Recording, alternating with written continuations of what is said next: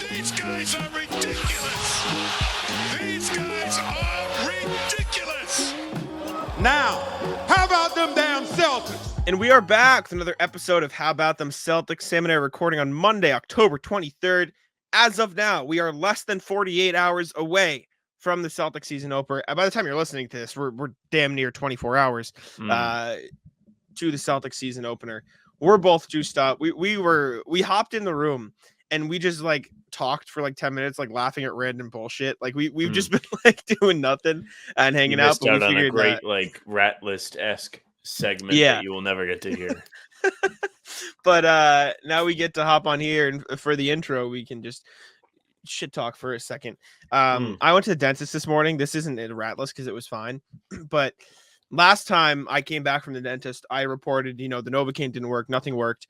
This time, Novocaine didn't work, but then the lidocaine worked. And I have to say, I hadn't had the experience of what it felt like to work yet. And so the whole time I'm like waiting for the pain. And then he just goes, "It's done." I'm like, "Fuck do you mean it's done?" Like nothing fucking happened, brother. Like, what are we doing? And I called my mom after I said, because my mom's very afraid of the dentist. I go, "You're a piece of shit. You had me so worked up. You had me so anxious for the dentist. I didn't feel a goddamn thing."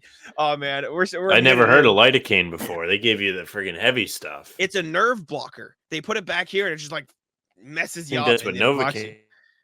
Well, Novocaine is a nerve blocker, but Novocaine is more numbing. Lidocaine is nerve blocking. Because I was having a conversation with the dental assistant because I was sitting there waiting for like the thing, and she was like breaking down. I asked her, I'm like, because my cavity was on the side, so I'm like, how the hell do you guys like get to the side of the tooth? And she like broke down the whole like dental language, and I'm sitting there like an idiot, like, yeah, okay, I definitely know what you're talking. Like I felt like it's smile just and wave. Yeah, exactly. Smile and wave, just sitting there. I'm telling you, I've said it before. I think I've said it on the pod, probably not for a while. If you pick any job in the world, best job ever, dental hygienist. You just go in there, tear people's mouths apart, make them bleed, take your day out on them, and then it's their fault. Be like, oh, yep, if I stabbed you, you would not bleed if you flossed. Yeah, maybe if you were better at stuck in traffic, chink. Someone cut you off, ching, ching. Yeah.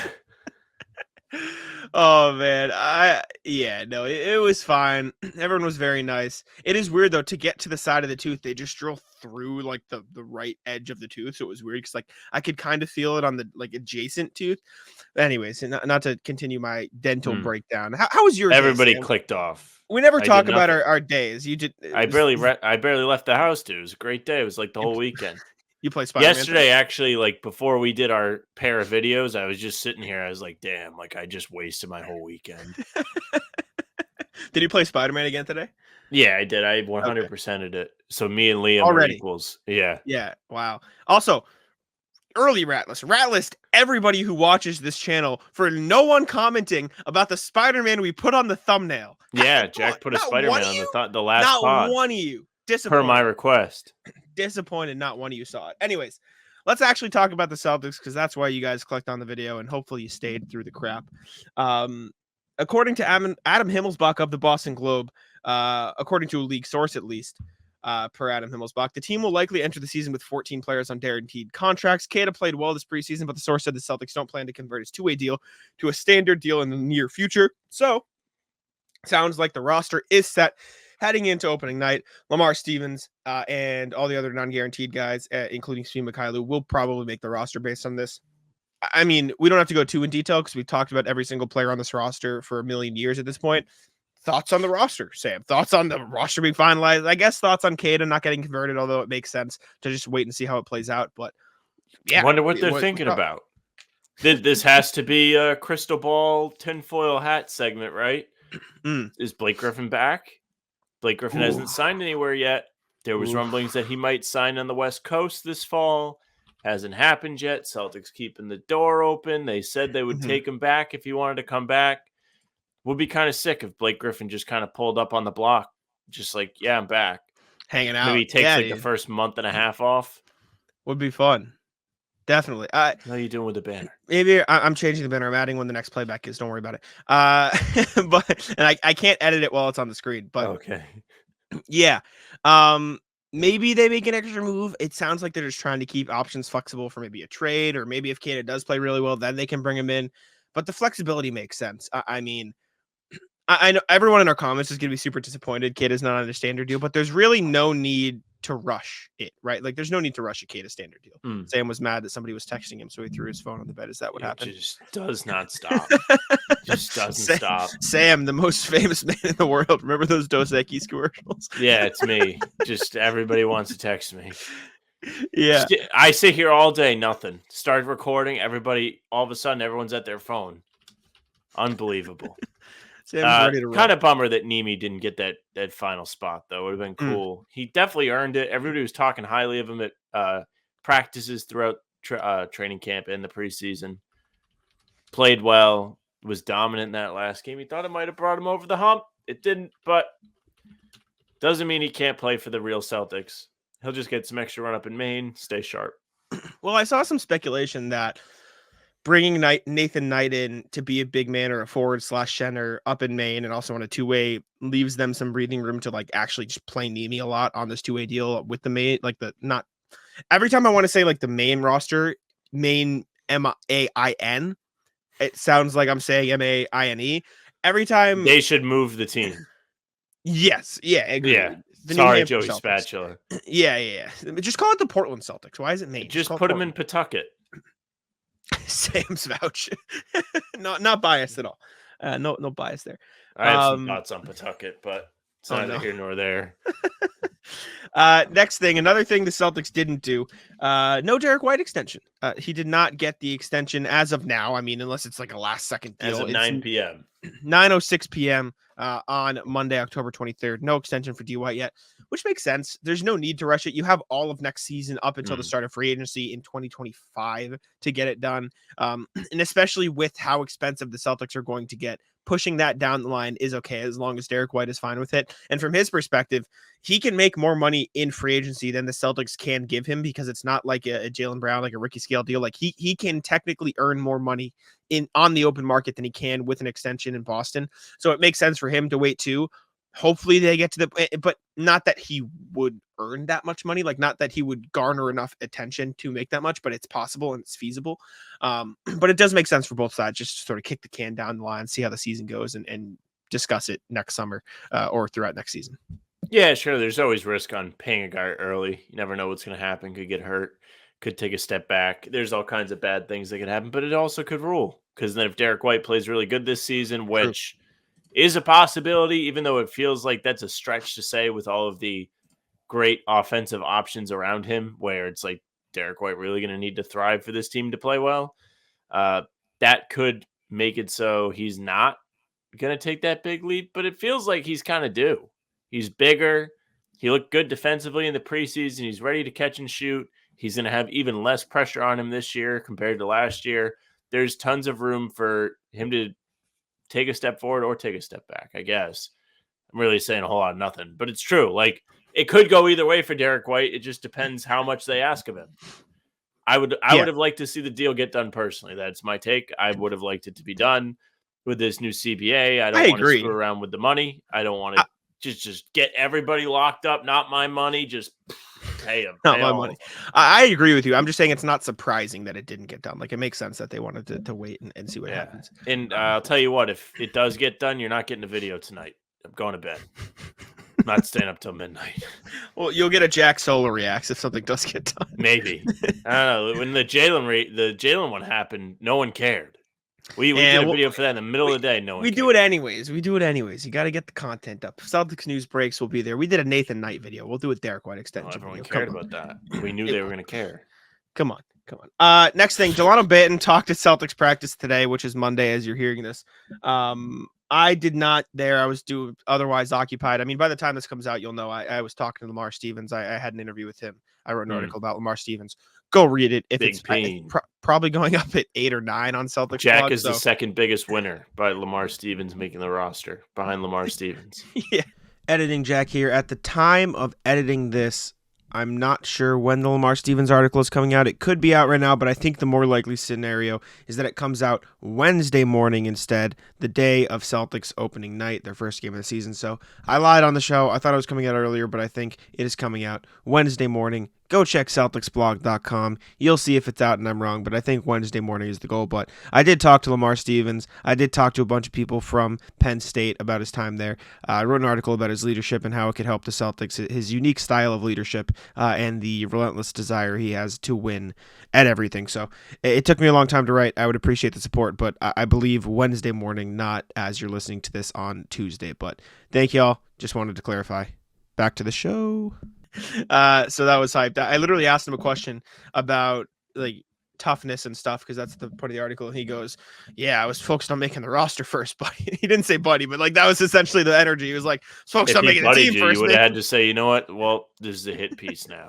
Yeah, switch gears. But Dalano Banton did talk at practice. He talked about his potential role. He said, it's just feeling it out, playing into spots they give me. And Bobby Manning, friend of the pod, wrote about it and said, it feels like Dalano Banton is going to play semi-consistently for the Celtics, at least early. Ability to handle the ball and defend wings is a nice blend, but Hauser's shooting advantage over him is a big one.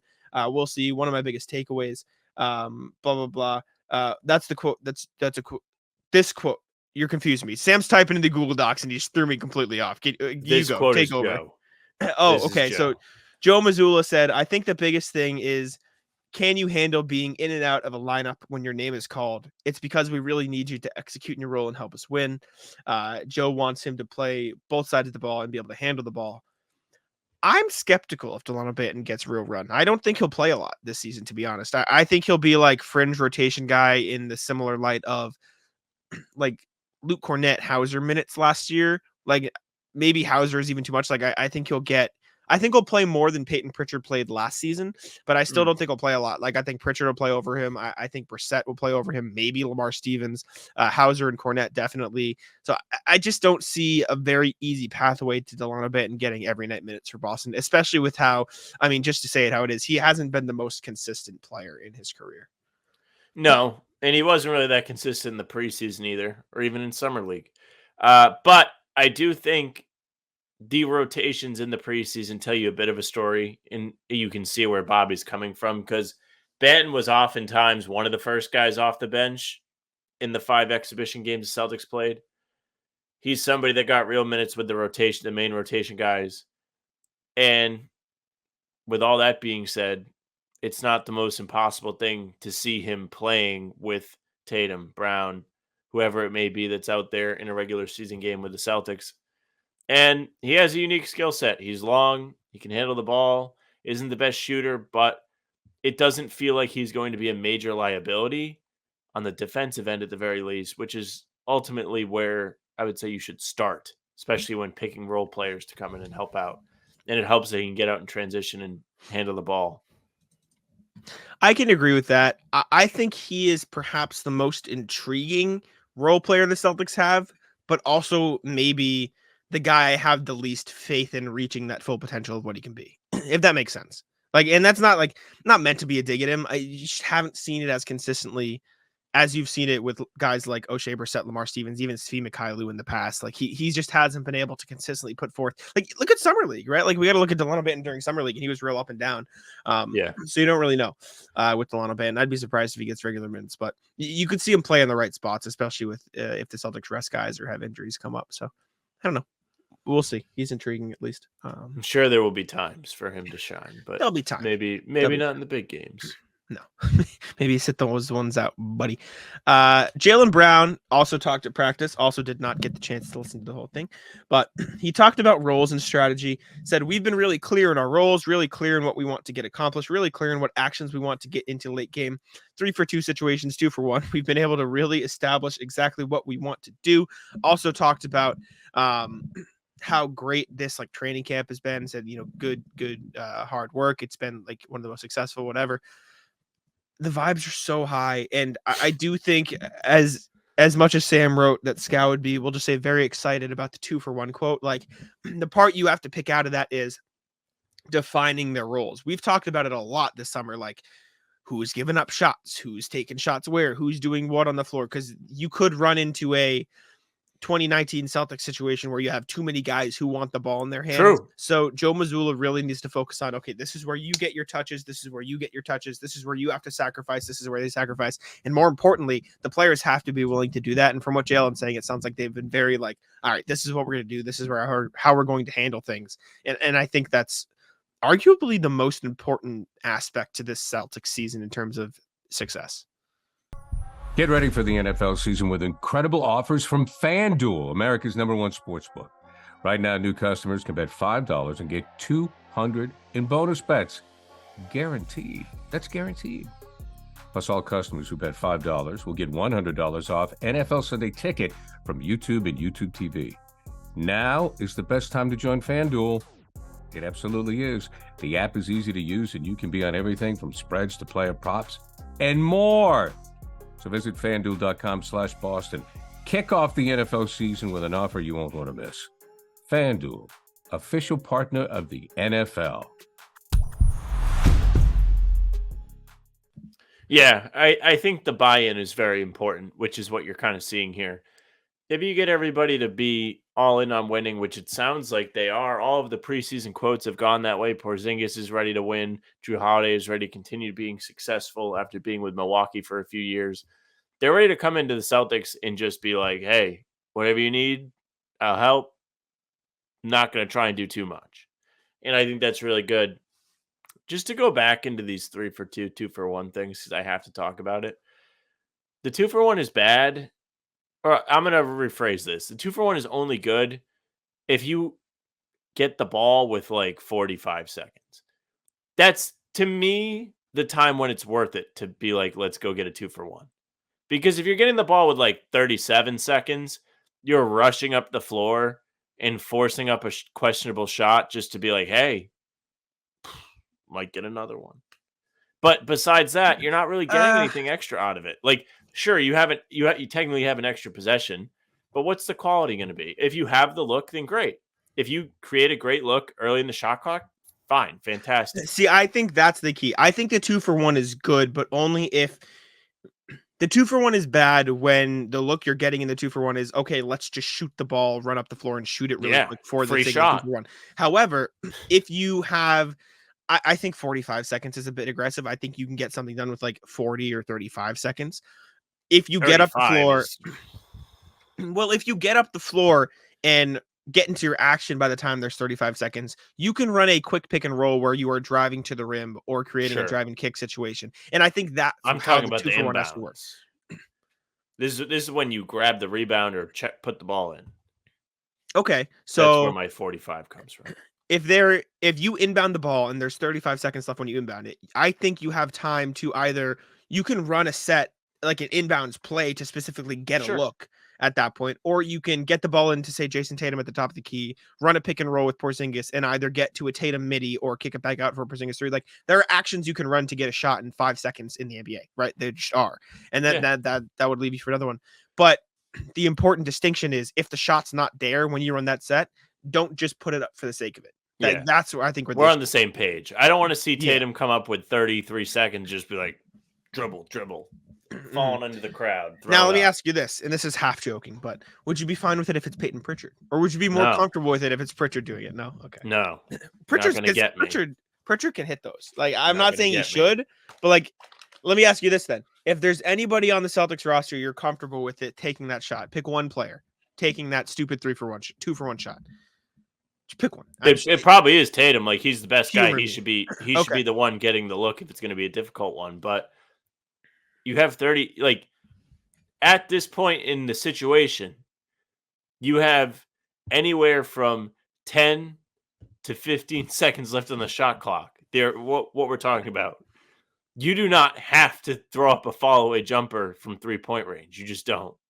Mm-hmm. You can instead work to get something better. I agree with you. If you're able to swing the ball, get somebody an open look, and it's like, we probably could do a little bit more, try and get to the rim or maybe pass a few more times. That's the time when you settle for a good shot rather than a great shot. Sure. That's the thing. Last thing on this quote. I really want to focus in on this clear roles thing.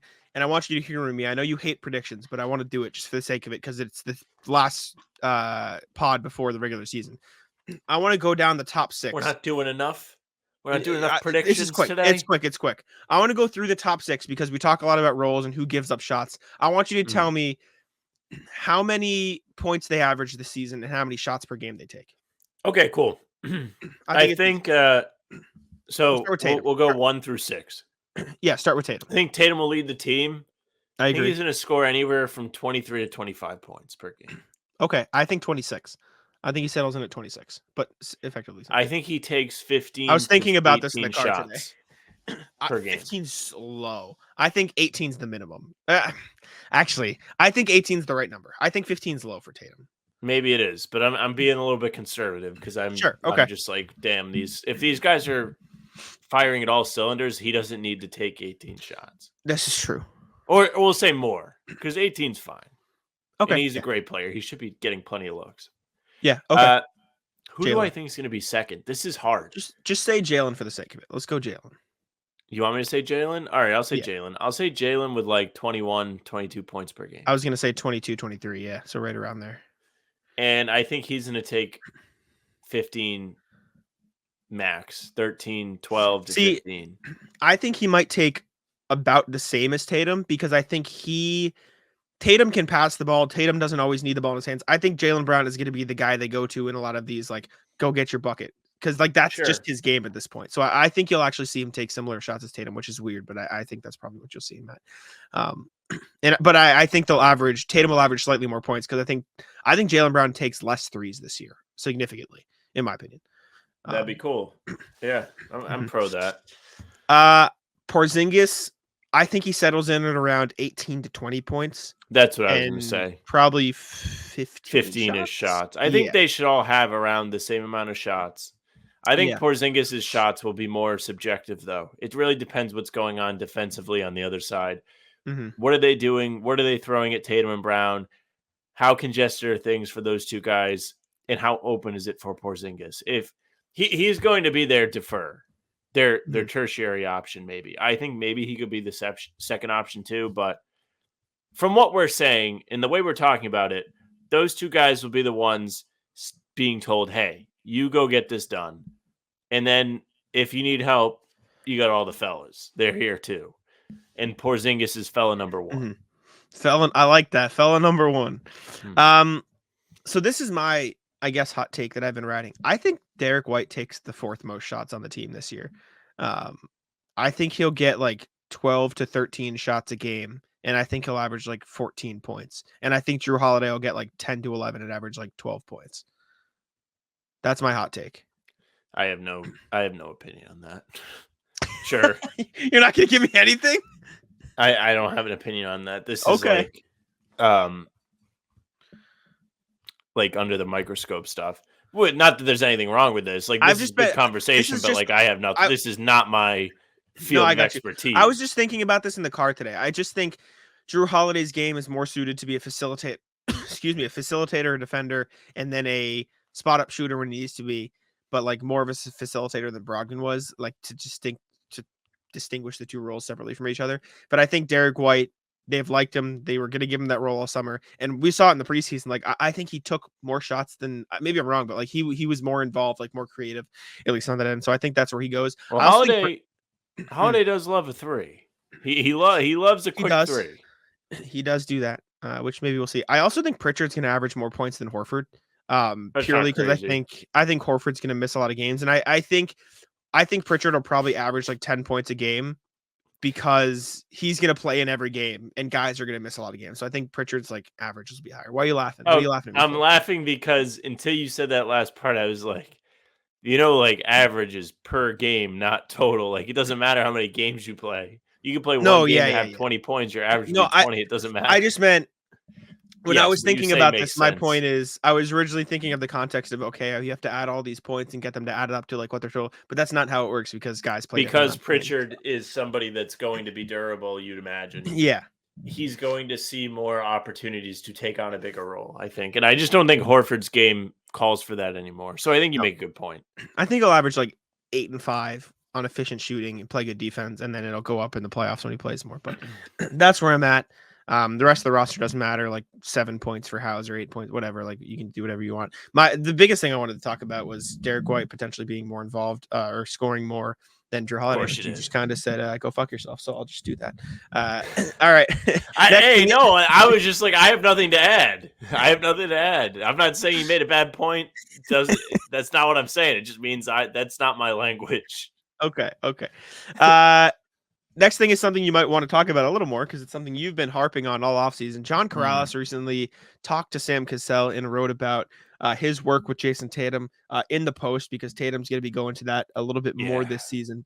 I'll tell you what, there's nobody I want Tatum learning how to play out of the post from more than Sam Cassell. I mean, is that sarcasm? Or are you serious? I'm being sarcastic. Okay, I was like, what? I don't know. 6'2", 6'3" guy. Yeah. You're an asshole. You're the worst. Like this is something you've been saying all summer. You want to see, and we talk about it, and you're like, "Fucking this guy, man. This guy sucks."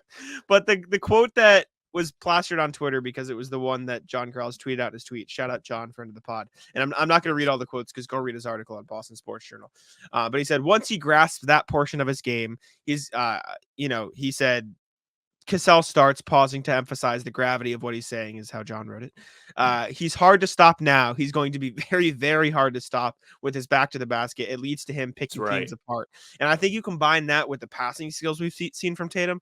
And I think not only does he average his points or whatever, maybe he does average less points, like 22 or whatever. You'll see him get like 10 and 6. I literally don't care, dude. They can all average 15. If they win every game, I don't care.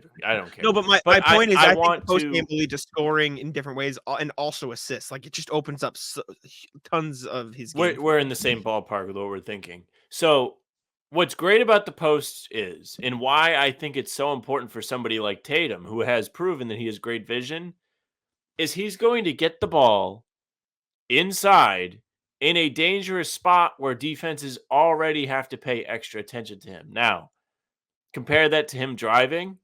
He's far more under control with his back to the basket rather than flying through the lane. Not to say he can't make good decisions on the drive too, but he's going to have more time to relax, think. He's not going to have to worry about, oh, I left my feet. Oh, I picked up my dribble. No.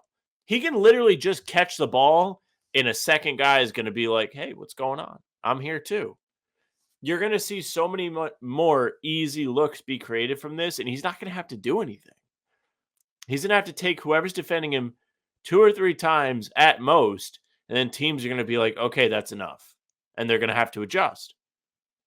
Driving the basketball should be part of his game always. But adding the post game as a new wrinkle is going to be something very interesting to see. It's something you see a lot of the great players do, especially at the bigger positions, obviously centers. Obviously like 90 centers, Akeem, Pat Ewing, David Robertson, even KG played out of the post. You just keep going down the list. But in today's game, you don't see it that much. You see it more from the wings, the dominant players, LeBron, KD, those guys. They go out of the post. Giannis, they go out of the post. Durant and LeBron are more creative than Giannis, and Tatum will probably fall more in their field, even Jokic. That's why Jokic is such a great player right now, is he's able to operate out of the high post and low post and draw defenses without having to be out of control. Finished. Yeah. Sorry, I was might be the smartest thing I ever said on this show. I know, I agree with you. I was even though Joey Spatula did tell me I had a great point last show. There you go. That's all that matters in life. Joey Spatula approves. Him and RJ, check, easy. Yeah. And Phil, I agree. And Phil, Landon, all the commenters, Phil, we appreciate you, all the legends. I agree with every point you made. Like he can makes me feel good. Pick the opponent apart from all angles from that spot. I think Joe made a great from point. The post. Say that 10 times fast. No, John makes a great point. It was a great article. Go read it. He talked to Sam and broke down how they're planning on it. No, Sam Cassell. Sorry. Talked to Coach Sam. How funny it would be if it's just me.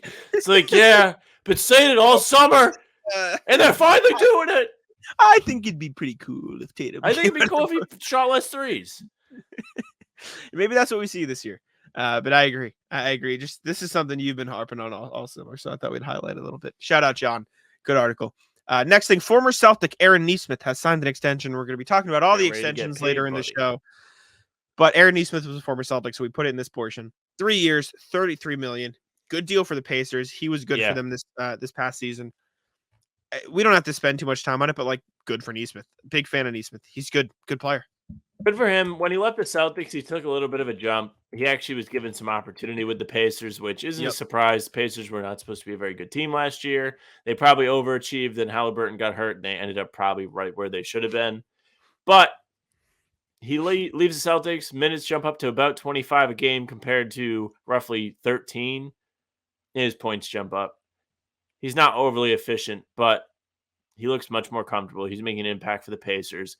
He's doing all those crazy crash things that he was doing in Boston, but he's doing them in higher volume because he's out there more. So good for him. Yeah.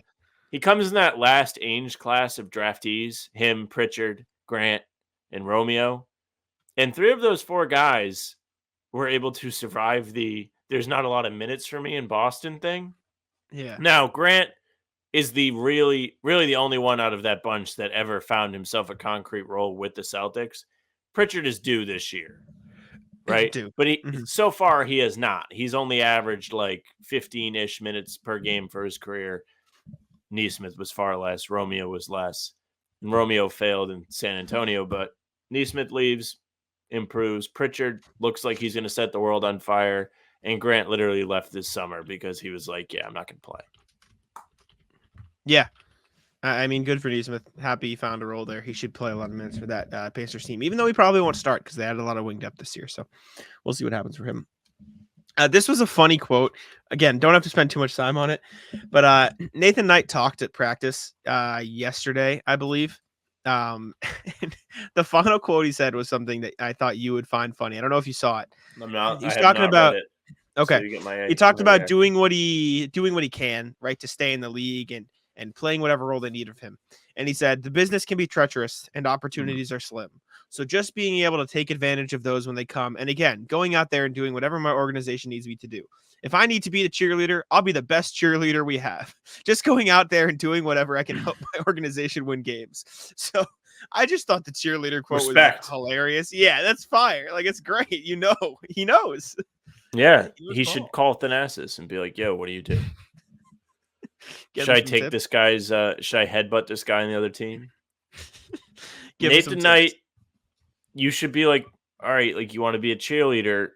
Do you feel achieved that your brother's not on the team? Sure.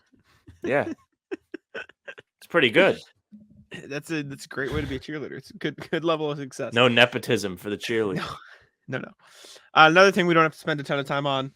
Jeremiah Robinson-Earl got released by the Rockets after the trade to the Thunder. And I had to bring it up because he is a HPTC pod summer thumbnail legend. He had to have been on like 6 thumbnails for us were TPE targets. I know a lot of people are in on him. Friend of the show, Tyler Rucker, texted us and said, this guy's good. Like, he'd be a dream addition. The Villanova Knicks might scoop him up as, half joking, but I'd be in for some JRE. Maybe that's why they're keeping the 14th roster spot open. That could be part of it too. Yeah. I mean, aren't there a couple teams that need to waive guys here pretty soon? They have is today the deadline or not was that anymore. the last team? There's just one. The Wizards need to make 2, and I only know because I saw Keith Smith tweet on it. So the Wizards need to get rid of 2 guys, I believe. Actually, they might have already done that because I saw they released Taj Gibson and another guy that I don't Kuzma remember. Was it because of the haircut? No, I forget who it was, but Taj Gibson and Xavier Cooks are gone, and so they're good. So no, every team has all their guys. Wizards did sign John Butler though, so Jack knows ball summer continues. That's 2 for 2. Look at me go. Well, it's 2 for whatever you put on the list, but that's 2 very quickly. Carlick Jones is next. He's getting scooped up by somebody somewhere.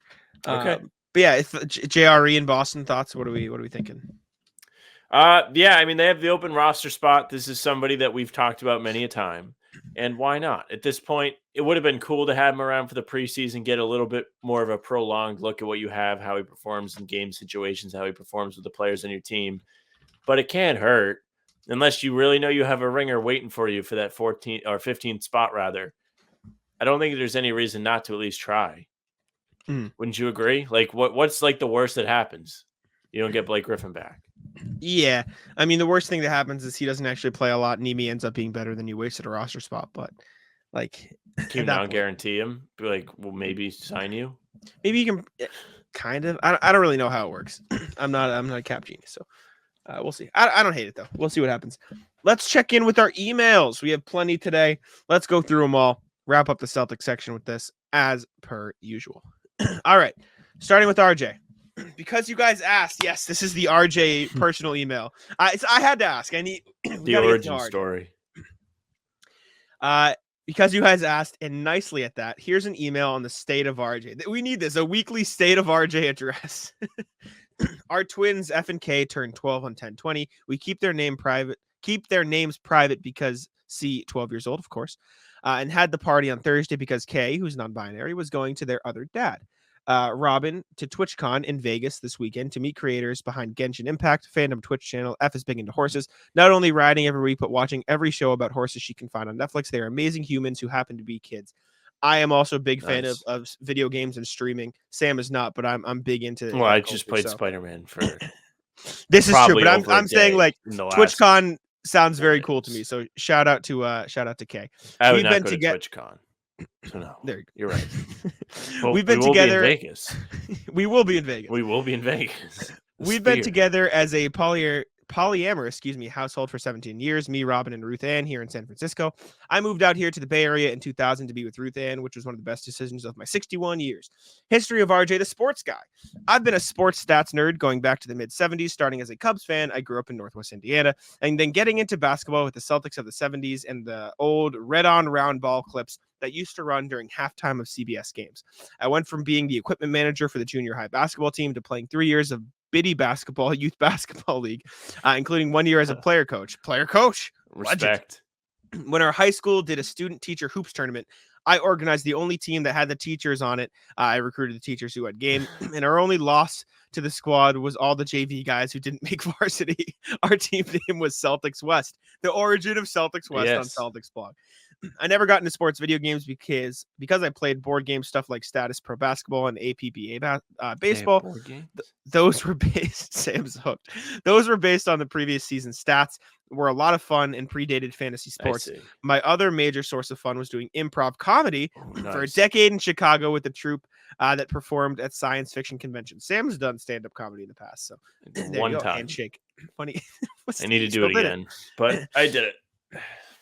After I moved out west, I picked up digital photography and started shooting. Excuse me, I had to cough and started shooting burlesque shows. Good cough. Good timing. My bad. My bad. For the past 13 years, I've published a daily blog, Burlesque Picture of the Day. And if you want to check it out, here's the URL. Will do. And I mean of the day, every day without fail, which is why I have hella respect for you guys doing HBTC pods so consistently. Shout out to you, RJ. On the day job front, I've done different flavors of customer service, sales, and bill collection on the phone for 40 years because I like talking with people. A, I like talking with people. I was like, what? Because A, I like talking with people, and B, I like winning arguments with assholes. Hell yeah. That's fire. It's like the best improv without having to audition or play or playing in crappy bars or theaters, which is also why I love your podcast for the combination of your of loving your topic and not putting up with idiots. True. Anyways, I'll wrap it up for now. Keep having fun, and thanks for putting up with my emails. Be well, RJ. Thanks for sending them. That was fire. Thank you, RJ. Shout out to you. What a beast. Legend of the show. We appreciate you, RJ, and I hope F and K are well. Happy birthday to them once again. Yes, October babies. Shout out. Sam, when is your birthday? It's Saturday. There you go. We're getting up to it. All right. And I couldn't care less. You're the worst. Care less. Continues to be the worst. All right, RJ again. How to succeed in business while still being Luke Cornett. What a title.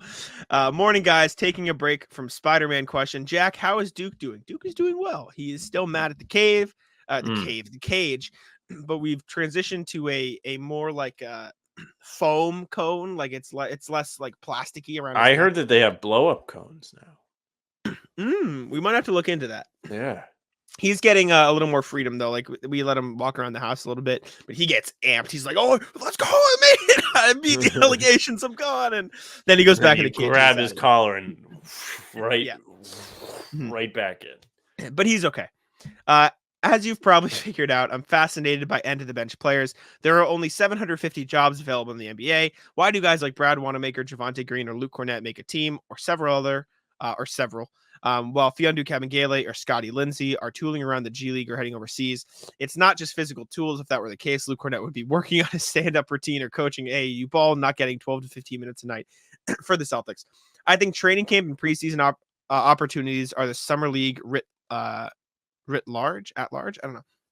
Everyone has already measured the player's heights, weight, wingspan, jumping ability, etc. So what are teams looking for? Are work habits, especially how quickly and how well they take to coaching on their individual skills, along with how quickly do they integrate themselves into team concepts. So in the summer league, I look at how the new guys improve their footwork, their boxing out, decisions, or passing. Not that I expect them to be NBA ready in the third or fourth game, but that they've made improvements since the first two games.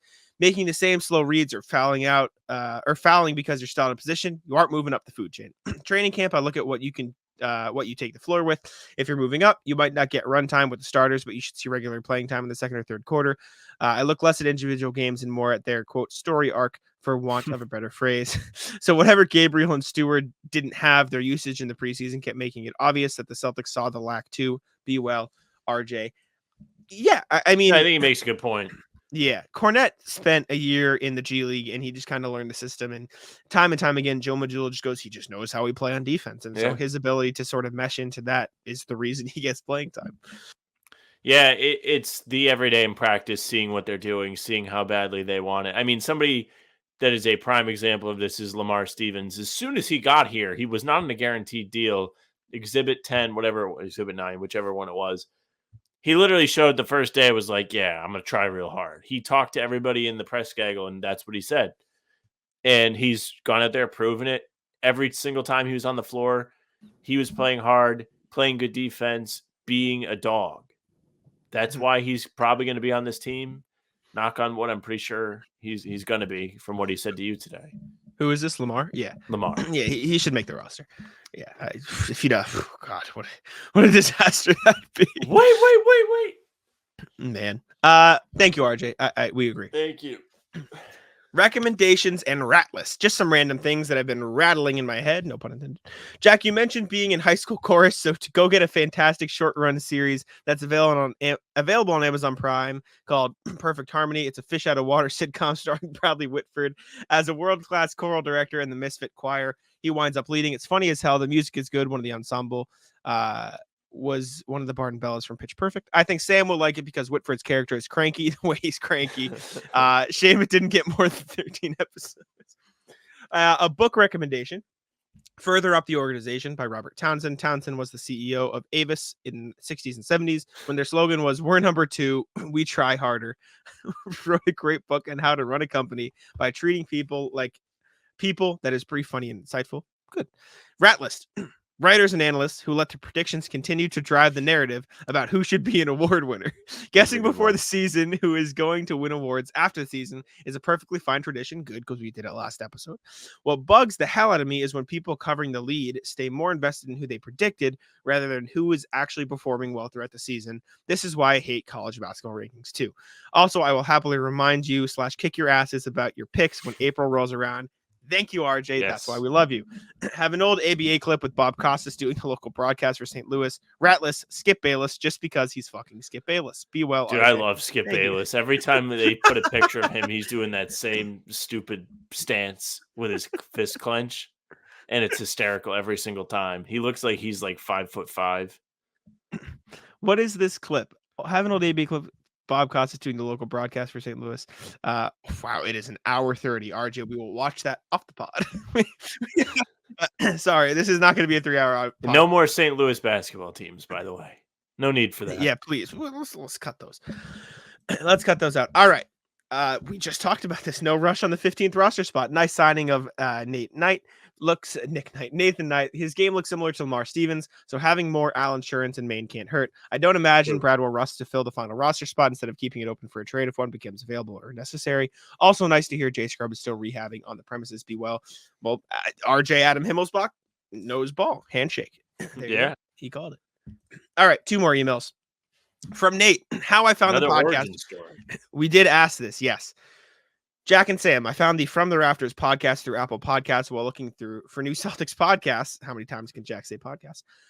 You had you had under 100 subscribers, so I thought I'll get on the ground floor with these guys. Beast. So I subscribed. So I subscribed not long after Jack's mom. My mom took a while. My mom was not on the train. I don't know if my parents have subscribed.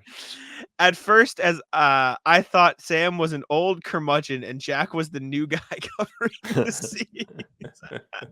I was surprised to learn how young you both are. And to be clear, I like that Sam was curmudgeon. It felt it gave the podcast a different voice among the many nice guy voices in the C's podcast world. That means he's calling you an asshole, Sam. I hope you embrace That's fine with me, dude. I mean, wear it. The growth of the podcast has been exciting to see. Thanks for all the time and effort you guys have been putting into the content on various platforms. Keep it going. Nate Boss. Shout out to RJ. Great comment. Yeah. I was talking. I'm happy to be the old curmudgeon. That means I'm doing a good job. That means I am a miserable prick, and I love that. I literally just told you like 2 minutes ago I could not care less about my birthday. This is true. Which is something I have to keep telling people. They're like, do you want to do anything? I'm like, not really. Yeah. There you go. Yeah, you are the worst. I can confirm. I was texting Joey Spatulas today, and he said, when you guys come up to Maine to see a game and we're going to stop by the food truck, he said, I'm just going to call everybody boss and see what happens. So, shout out Spatulas. Last thing, RJ, an exceptional season. Afternoon, guys. I think this may finally be the season. I know we've said that a lot over the last few years, but this time the stars are aligning, and I think we'll finally see what happens. Finally see what we've been hoping for all these years. Brad Stevens will make use of a trade exception. Oh, nice. Good job. Got us, but there you go. I was going to say, that's literally the meme of the teacher showing up to class every day and saying, good morning, class. That's us being like, this is the year. Hello. Yeah.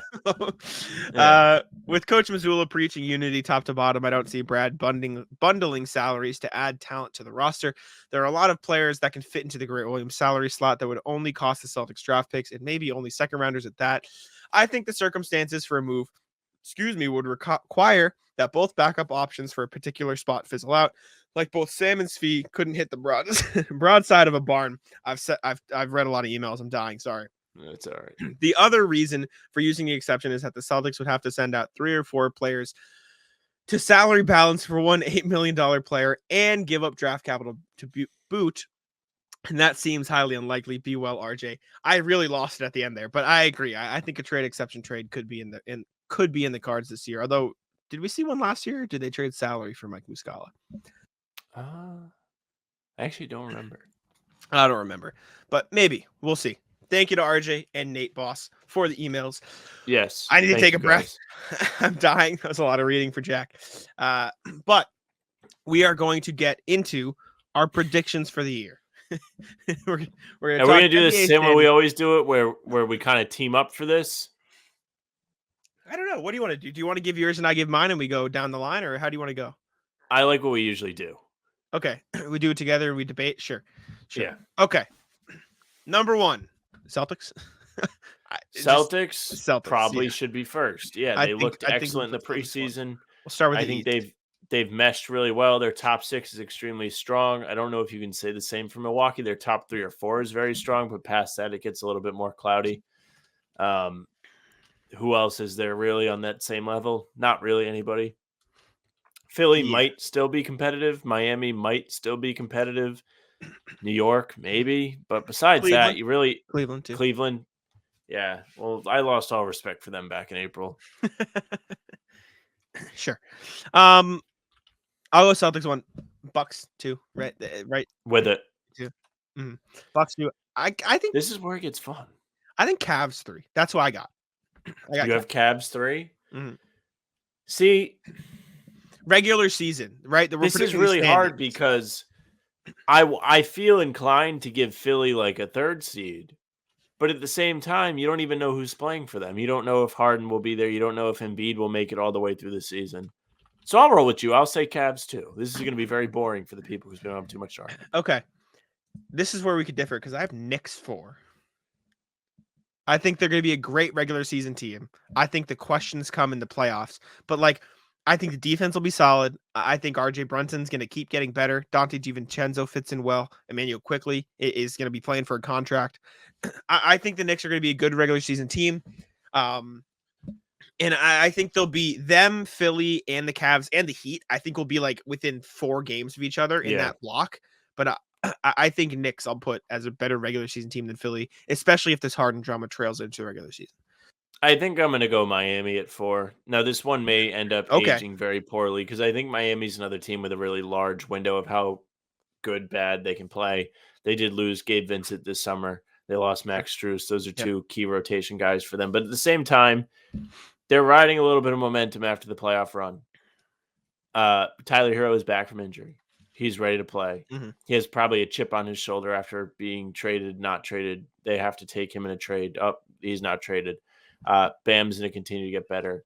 What are you going to see from Caleb Martin in a full season? There's a lot that goes into it for Miami, so I'm interested to see what they can bring.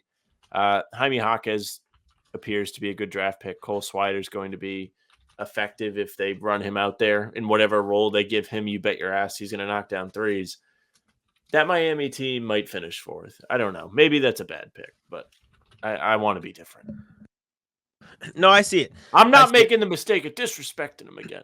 No, I was close to putting Miami 4 too. I really debated. I had Cavs 3, but then Knicks, Philly, Miami. I was like really twisting between. I do have Philly at 5 and Miami at 6 for spoiler alert. Okay. So that's what I ended with. I think Philly or Miami or I think like I said, Cavs, Knicks, Philly, Miami is the order I have it here. I think those 4 could finish in any, and I think any of them could potentially be a higher seed than the Celtics or Bucks if those 2 teams don't take the regular season as seriously. I'm not saying they shouldn't, but if Porzingis needs his rest, if Horford needs his rest, I think those 4 teams will go full throttle to some degree.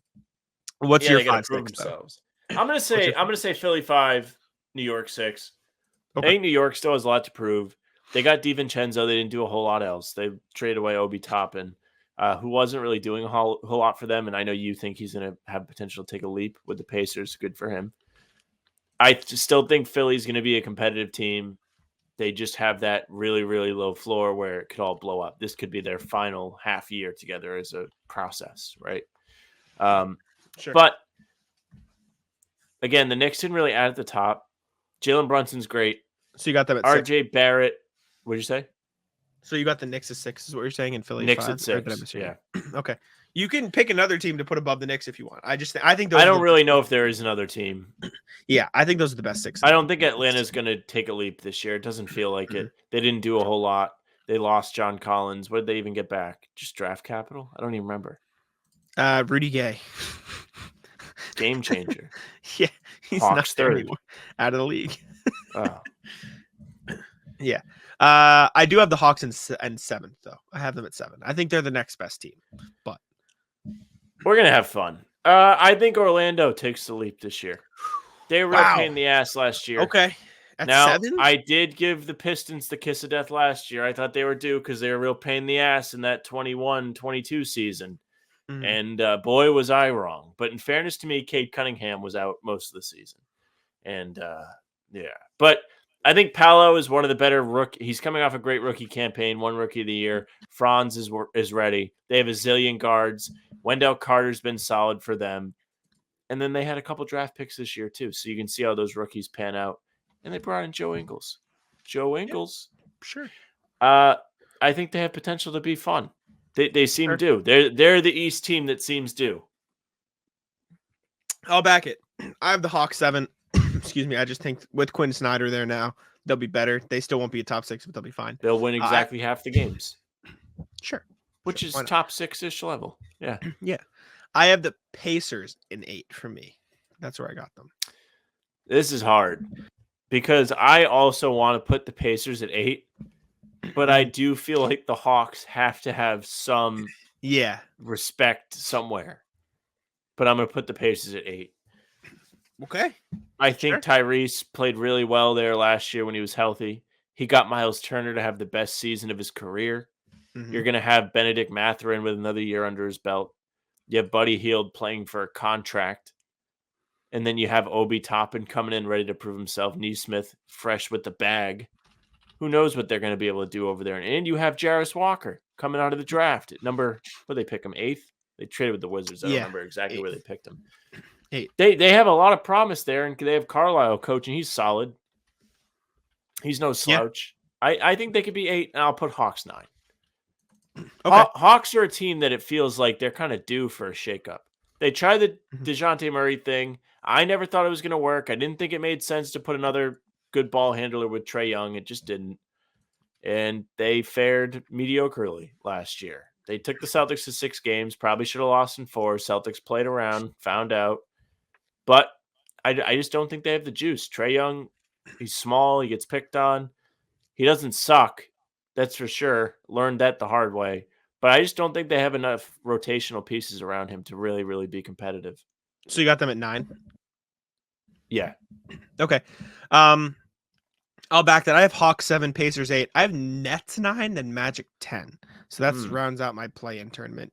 I just think the Magic are good. I don't think they're good enough to make that super duper leap like up into the playoff race. I think the Nets are better than people give them credit for. Like they have just a good solid team. Like I don't think like their over-under is like 37 wins. I think they'll be around 500, which is not a huge difference, but like I just think they're a little better than consensus. So that's what I got. Who's your 10? Is it the Nets or is it someone else? I'll go with the Nets. You just convinced me. Oh, good. I have no other reasoning. I think you made a good point. Thank you. All right, we're getting into the shit. I got Bulls 11, Raptors 12. Like the nothingness tier. I'm gonna do it again. You agree with me? No. Oh, what I'm what are you doing it again. Pistons. Oh, I was thinking about putting them 10. The Pistons are a team I should hate as a Celtics fan. I sneaky root for them all the time. fucking Peyton, man.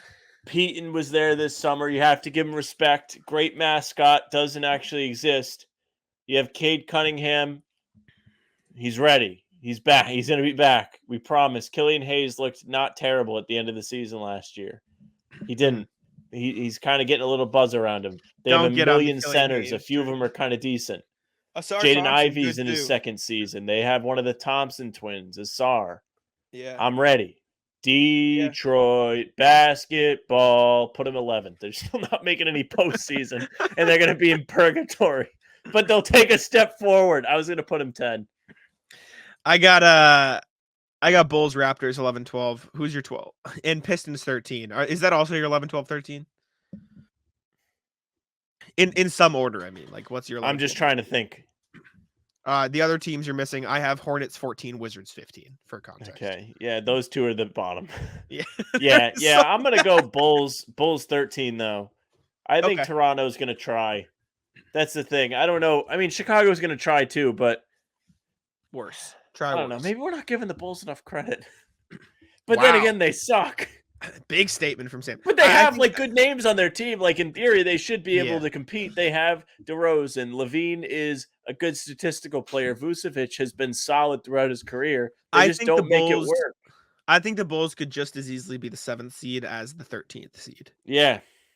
So we'll see what happens there. But then I got my non-postseason teams: Bulls 11, 12 Raptors, 13 Pistons, 14 Hornets, 15 Wizards. You said I'll go Wizards last. Yeah, I'll go Wizards last. I had that same debate in my head. I was like, well, and then I was like, nah. No, I think they're going to try and lose. There's some draft reason behind that, but I don't remember what it is. Maybe there's not. Maybe I'm just stupid. But they're going to try and lose. All right, we'll see. All right, Western Conference, Sam. This is where things get wild. This is where things get weird. All right, Sam, 1 seed in the West. Nuggets. Just gonna go with the Nuggets. Just think they're good. Gonna be the 1 seed again. Easy. Nuggets 1. Any difference here? Any disagreement? I'm quickly just trying to flip through in my head and really decide which teams I like. Pull up the standings. I pulled up the standings. I have a Google sheet where I threw together a rough list of who I think will be where. So I have a reference. I'm gonna go Nuggets. I probably wouldn't have gone Nuggets last week. But here's why. They've had a lot of guys ball out in the preseason and look good. Strother being number 1. And that's their big need was they lost Bruce Brown. They lost Jeff Green. And by all accounts, it sounds like their young guys are ready to step into those roles and compete. So I'm not really worried about their depth anymore. So yeah, run it back. Even though we'll get into this, their jerseys are fucking terrible. They're bad. I got Suns 2. They're just going to be a I'll good go regular Suns season. too. I was thinking about putting them 1, but they haven't played together yet. Is Durant going to be healthy the whole season? What's Beal going to do? Is their depth going to hold up? Yes, they brought in some solid players for absolutely nothing, but still, you have to ask the question. And they have Big Nurk there instead of Ayton, so good luck to them. They do. I got Lakers 3. Yeah, I'm not doing that. Yeah, Are you sure? Yeah, I won't do it. Okay. I half want to say the Warriors. I'm not sure what we're going to see from the Warriors, though. It's a weird season for the Warriors. I still have a ton of respect for them. I think Curry's still not slowing down, but the rest of them kind of concern me. Clay's like half out the door. All the reports are saying he's going to be a free agent in the summer. Draymond's not even ready for opening night. He hurt his ankle. Chris Paul, what the hell is he going to do? Wiggins is probably still going to be solid. And then who knows what they're doing with their starting lineup, because if they're going to start Chris Paul, they're going to have to go real small. Maybe not at first if Draymond's out. Maybe that just never happens if Draymond doesn't start the season healthy and they're just come off the bench, dude. Why do I have a feeling you just said all that just to put them at 3 anyways? Well, I don't know if I'm just talking through it. Okay. I also don't know. I also don't think the Clippers are going to be terrible. Like, the Clippers are like the Heat of the West, except the opposite. So, like, they should be good, but they never actually live up to it. I'll say this about the Clippers. They can't really load manage anymore. It's against the rules. And Russ played good for them when he was there. He did. So I'm going to put him 3. Out of Wow. Wow. We got a big disparity here then. I got Lakers 3. 4, I do have the Warriors. I think they'll be fine. I'll put the Warriors 4 too. Just out of respect. Yeah. 5, I got Grizzlies. Regardless of Steven Adams and everything, I still think they'll be a good team. I forgot about Memphis. I knew I was forgetting. Oh, man, this is hard. Yeah. Gets tough. Good teams are going to miss the playoffs in the West. So, I'm going to put the Lakers 5th just to get out of the way so I can start having fun. Sure. And I'll put Memphis 6th. Okay. And I was tempted to put him 5th because in historical numbers, they have played very well without Ja when he's out. Tyus Jones is gone, though. Yeah, they have Marcus, who's going to play defense and help them beat. Well, I guess they lose Dylan Brooks, too. I don't know what to expect out of them. Desmond Even Bane's Adams got his gone now, work cut too. out for him. Oof. Yeah. Boy. Kenneth Lofton's losing some weight. He's going to get some run. Mm-hmm. Also, just to backtrack quick, we already talked about the East, but I just went on a Knicks pregame show, and I told you this before, but like Knicks fans are just as wishy-washy on Julius Randle as you are, and well, I'm not wishy-washy. I'm washy. Just washy. There is no wishy. Yeah, no, he's out. He sucked. Yeah. Speaking of kind of chubby left-handed power forwards, I'm going to put the Pelicans at 6. Wow. Yeah, wait, didn't you already put somebody at 6? No, you just put somebody at 6. No, I didn't. I swear you did. Lakers 5, and then I started talking about Memphis. Oh, I thought you said you put the Grizzlies 6. Yeah, I was talking through it. But no, I'm going to put the Pelicans at 6. Last year when Zion wasn't out of shape and injured, they were the best team in the West. I think they're an overlooked team this year in the West. So I'm going to put them 6th. They have a solid team. They just drafted that kid out of UConn, Hawkins, to join them. Ingram's coming off that Baller USA run where he sucked, so he has stuff to prove. Still have McCollum. Valanciunas has been solid for them. I'm kind of interested to see what you get out of the Pelicans this year. Could be wrong on this one, but I think they're kind of due. Okay. Sorry, I'm backtracking quickly so I can write down like all of our predictions and compare them at the end. Eastern Conference, you had Celtics, Bucks, Cavs, Heat. Then you had Sixers, then Knicks. Then you had Magic. Then you had Pacers at 8. Then you had Hawks at 9, Nets. Then you had Pistons at 11. Then big pick. Raptors, then Bulls, Hornets, Wizards. Sorry, I'm just backtracking. And then in the West, you have Nuggets, Suns, Clippers, Warriors, Lakers, Pelicans at 6. That's where you finished? Yes. Okay. I am on the Kool-Aid. Give me the Thunder at 6. I'm in. They're 6. good. They're nasty. Yeah. No, Dude, I don't think it's a bad pick. I'm going to put them at 7. Okay. But, I mean, I'm excited. I feel like the Thunder sneaky have like that weird floor, though, where they could just not take the leap this year. But it feels like this is the year where they're going to be competitive. I'm in. I'm in. And I'll put Memphis at 8 with the Ja thing. Just Okay. I think they have injuries to start the year. This is going to be a weird season. So catching up to you, I got 7 Kings, 8 Clippers. Sam forgot about the Kings. Is this what happened? Did Sam forget about the Kings? Is that what we're doing? About the Kings. Yep. There's another team. There are 2 more teams you forgot about too at 9-10 for me. I'll tell you now. I got T-Wolves at 9, Mavericks at 10. I forgot about the Mavericks. I did not Yep. forget about Minnesota. I actually think the Mavericks had a good offseason too. That's what sucks about this. Mm-hmm. Dude, I'm so happy the Celtics aren't in the West. Let me tell you. Yeah. Yep. Are you changing your standings now? You got to fill in a little bit here. Are you? I'm not going to into change. playing? I'm not doing it. Okay. So you're at 8 right now, and you have Kings, Timberwolves, Mavericks, Thunder to go. Of the good teams, I should say. And then you still have like the Jazz, Spurs, Rockets, Blazers, but I'm assuming they're lower.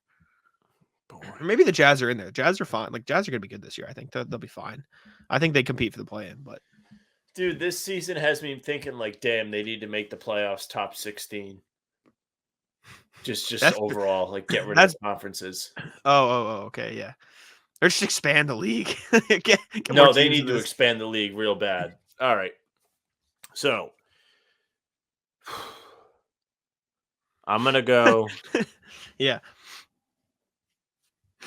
I'm going to go Kings at 9. Okay. Who was the other team I forgot? Dallas? Mavericks? Yeah, Dallas. Who the hell did I leave out? The Timberwolves. That I don't feel bad about. They're going to suck. The Thunder. Oh, I left the Thunder out? I thought I put them in there. No. Thunder. Thunder ahead of those other 2 teams. So Thunder at 9, then what? Kings and Mavs at 10. 10. So one of these teams misses the play-in. This ain't fair, man. They're both playoff teams. They both have top 4 upside. Genuinely. I think Dallas's roster is more solid. I'm going to put Dallas in there. Kings miss the playoffs. Wow. Okay. Kings just getting disrespected. I'm sorry. For what it's worth, my 11 seed of the teams that I think was the playoffs, I have Pelicans at 11 for context. So, yeah, but when I said Pelicans, you had the I forgot. No, I just had them there. I was surprised you had them so high, because I just think if they can play for real. Wait, no, sorry, you already had the Thunder. Excuse me, you had them at 7. You didn't have the Timberwolves. That's the team that you had. So you want Timberwolves at 11, Kings in the playoffs. Okay, my bad. Yep. Yeah. Okay, yeah. there we go. So Kings and Mavericks sneak in. I have no respect for the Timberwolves. Timberwolves at 11. Okay. Yeah, no, I have Timberwolves at 9. Did you see the tweet today, by the way? Which one of those reporting motherfuckers, Shams or Woj, tried to say, I'm going to find it? Oh, the Jaden McDaniels hype? Yeah, he said perennial Shams, that fucking shill. Perennial depoy upside. Yeah, shut up, Shams. He's a great defender. Fucking loser. Go outside. All right, now have you heard that shit about Shams? That he's just like attached to the grind 18 hours a day? Yeah, that's kind of sad. That's terrible. Go outside. Respect his vacation days, he sits for 12 hours by the pool and still works. Yeah. I saw that. Okay. We got 12, 13, 14, 15. Jazz, Spurs, Rockets, Blazers. Those are your last teams. That's the order I have. Spoiler alert. I got Jazz at 12, then Spurs, Rockets, Blazers. That's what I'm rocking with. I'll roll with you. Okay. I sneaky think the Rockets are due. Well, let me rephrase that. If we did this in June, I would have told you the Rockets were due. I just don't like what they did this summer. I don't think they did anything that really wowed me, but they had potential to be like, this is our year. And they kind of are trying, but like Fred VanVleet doesn't do it for me. I'm sorry. You do not like Fred VanVleet. I just don't think he's that great of a player. Sure. Okay. Standings are done. Let's go over and compare. In the East, we both have the same 1, 2, 3, Celtics, Bucks, Cavs. I have Knicks at 4. You have Heat.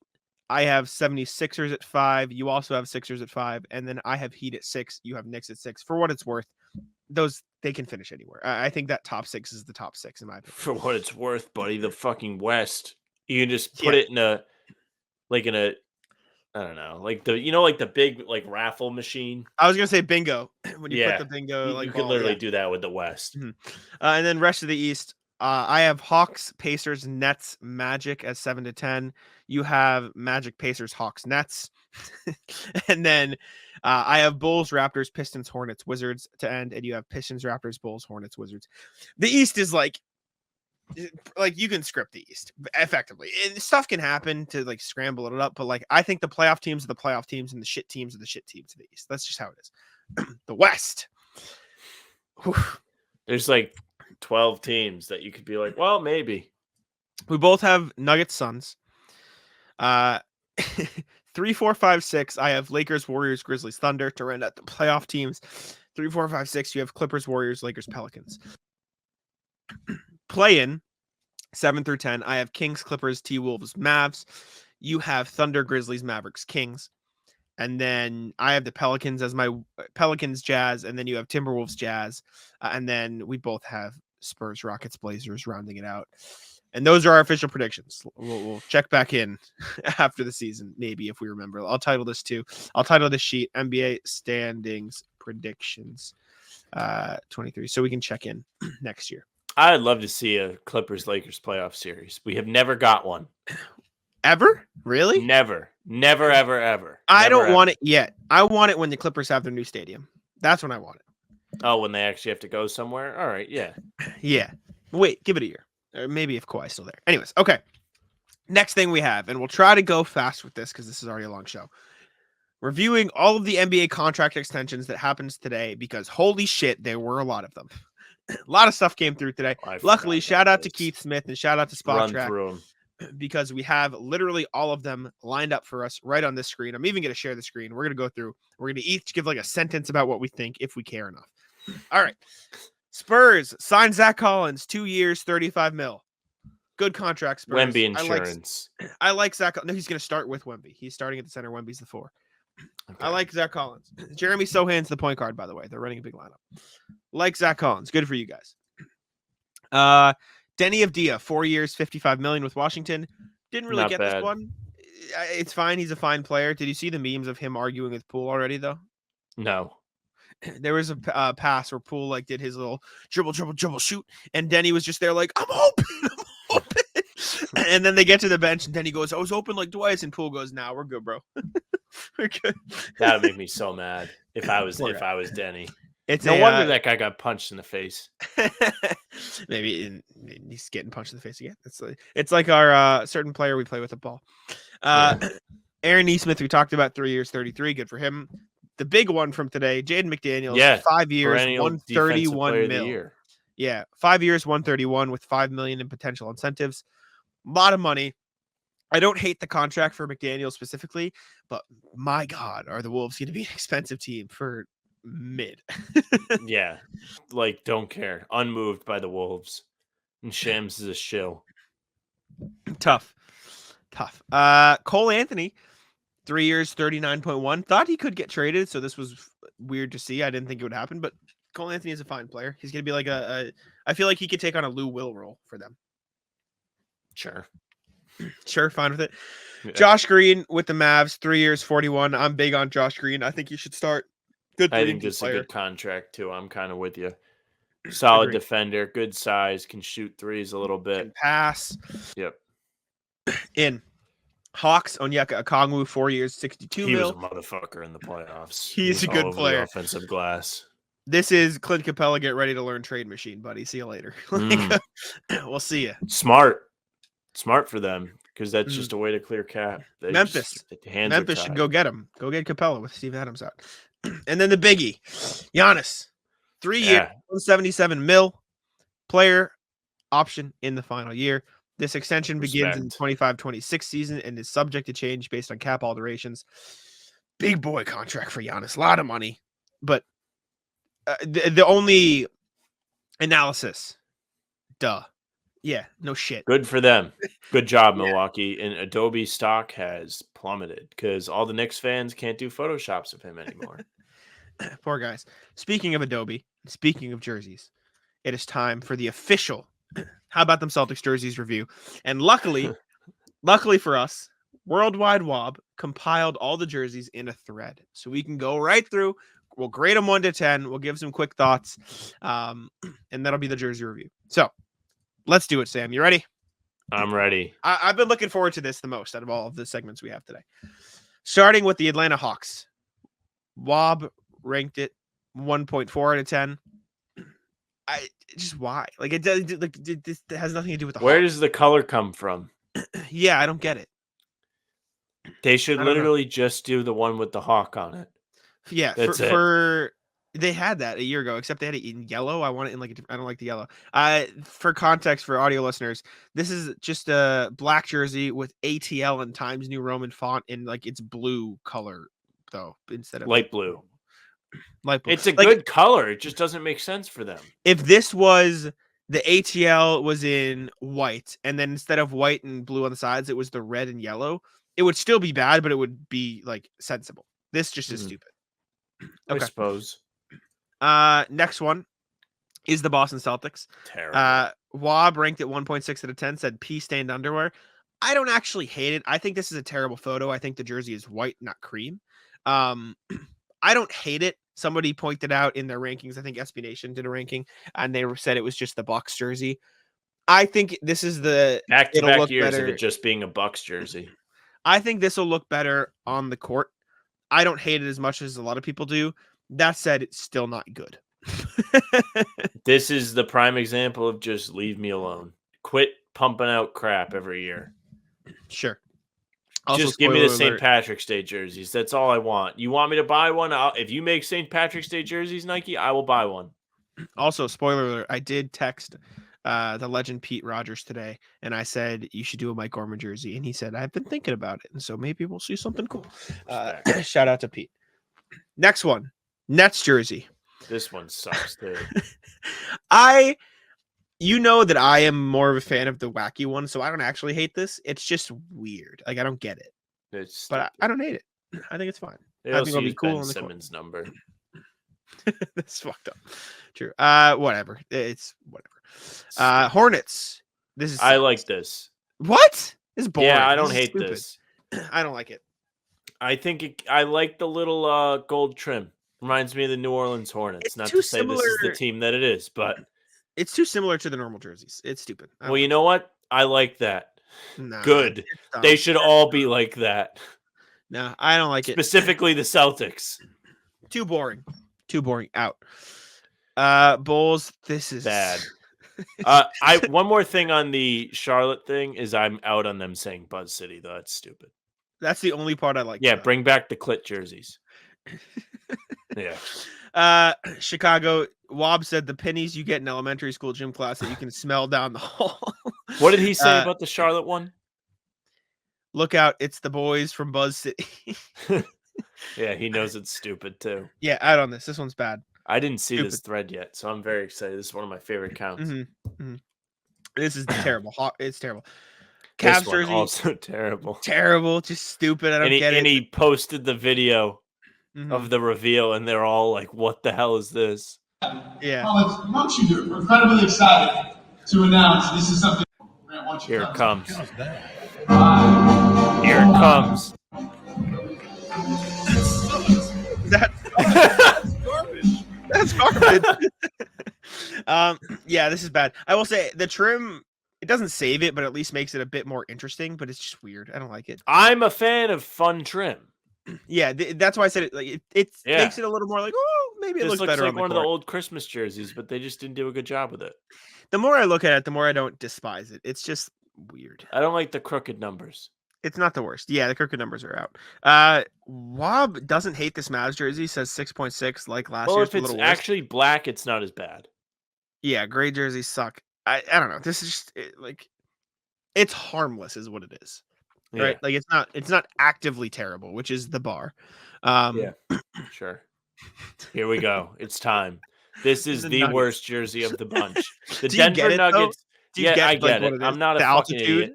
Yeah, I get it. I get it. Jesus. All right. The Denver Nuggets go out and they win a championship, and this is what they get. I thought of this today, and tell me what you think of this. I think this is actually a good idea. If you win a title, you should just get your regular fucking jerseys, but in white and gold or black and gold. And that's I like it. that a lot. That would be fire. That would be a sick prize. Everybody would buy them. They would mean something. If I'm a fan and the Celtics win a title and there's a special title jersey, I'm buying it. Yeah, no, that's This a good sucks. idea. Have you ever seen a professional or any sport jersey with numbers on the jersey that are not the players' numbers? This is going to be super confusing for refs. This is the dumbest thing of all time. I am terrible. so sorry for the Nuggets. No wonder Jokic doesn't like playing basketball. They want him to wear this. Yeah, this is awful. That's all there is. This is Nike needs to horrible. be jailed. This is terrible. Detroit. What did he say about that? Sorry. He said, I don't get what he said. Easily the best one. So many thoughts. Axel voice. Do you know where you are? You're at altitude, baby. When on the road, does the number change to the altitude of that city? Imagine being from Telluride and having to rep these peasants who live at only 5,280 feet. Out. He's rated them a 0. Pistons jerseys. When out of ideas, just put the city in script font. These are like the Mavs. These kind of look like Spurs jerseys a little bit. Yeah. They're harmless, but they're stupid. I get the idea behind it. Yeah. Whatever. Whatever.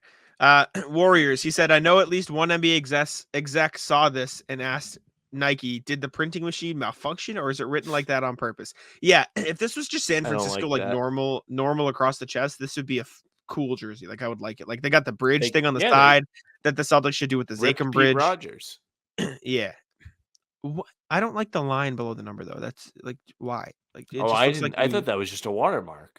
I don't think it is.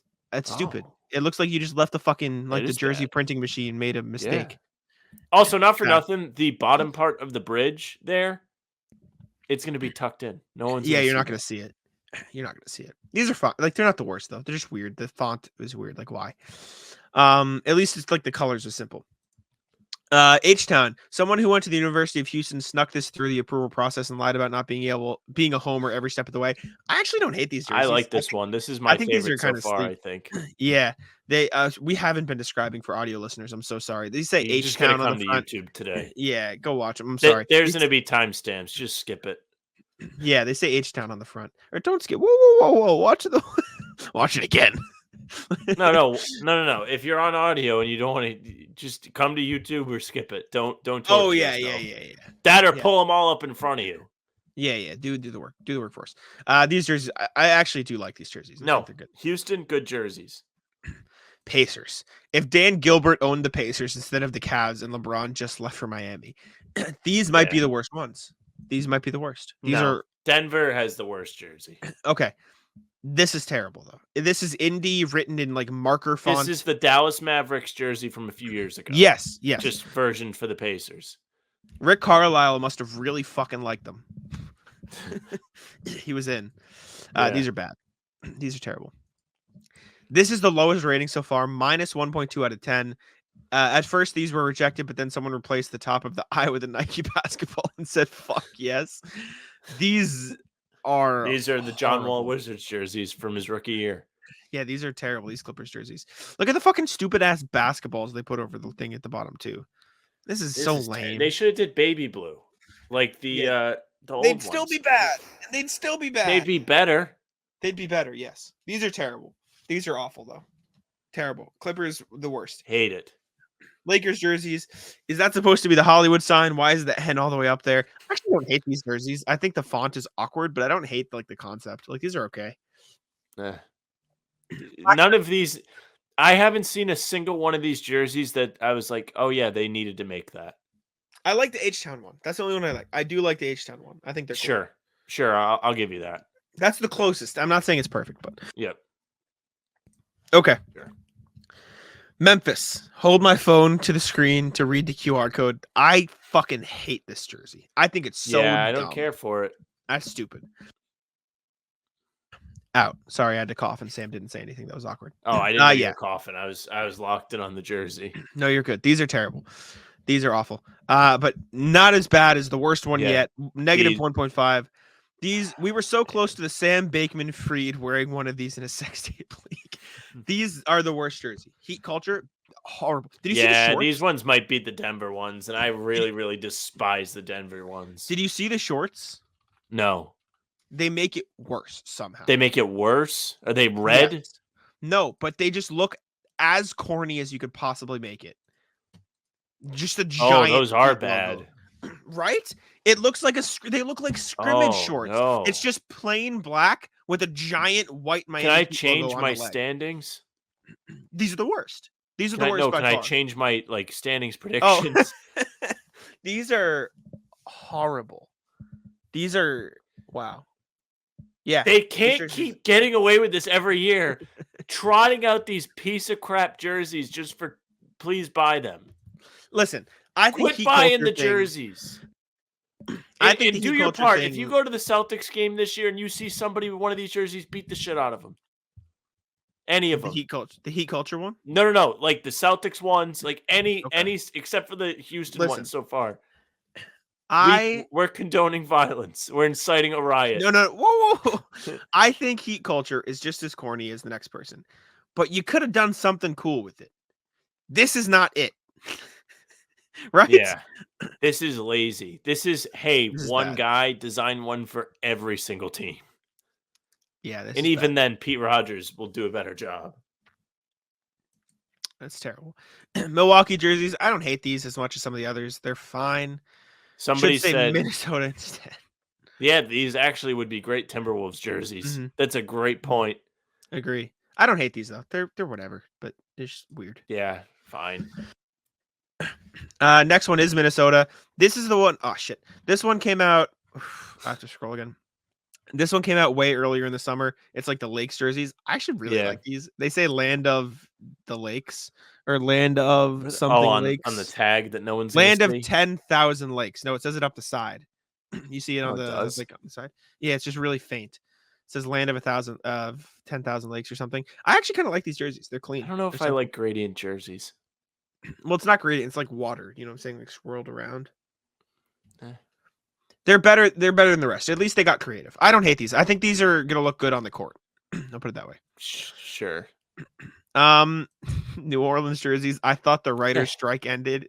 These are so lame. They just don't make any sense. This is what I picture when you say they're just making jerseys to make jerseys. They are. They are. They're just making them. Mm-hmm. These are bad. Literally, New Orleans do Mardi Gras every year. Just do it every year. These are the perfect jerseys for me to describe to the audio listeners. It is an all-black jersey with NOLA, NOLA, in font, in neon, like outline. And that's it. That's the whole jersey. There you go. Just play the hits. Just play the hits. Bring back the Vice jerseys. Bring back the Mardi Gras jerseys. And just pick one and stick with it. I think there's a purple outline around the green, which would make it like 0.1 better, but like stupid. Just dumb.